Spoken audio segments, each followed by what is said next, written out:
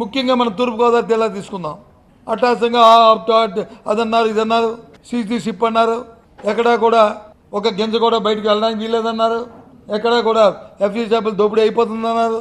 అంతా కూడా ఆమె అయిపోయింది. మనకు తెలుసు కదా బస్సు అప్పుడు వచ్చి చేస్తే అమ్మో సొమానియా అయిపోద్ది, శ్రీలంక అయిపోద్ది, బంగ్లాదేశ్ అయిపోద్ది. ఇప్పుడు 1,59,000 కోట్ల రూపాయలు దేశ చరిత్రలో ఏ రాష్ట్రం కూడా స్వాతంత్రం వచ్చిన తర్వాత చేయలే.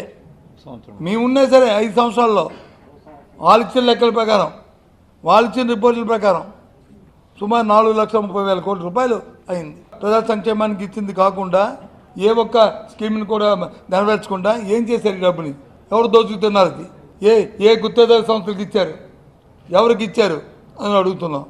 ఇప్పుడు ఇప్పుడు ఇప్పుడు ఇప్పుడు అయిపోతుంది శ్రీలంక, ఇప్పుడైపోతుంది శ్రీలంక కాదు, పాకిస్తాన్ లాగా అయిపోతుంది ఆర్థిక పరంగా.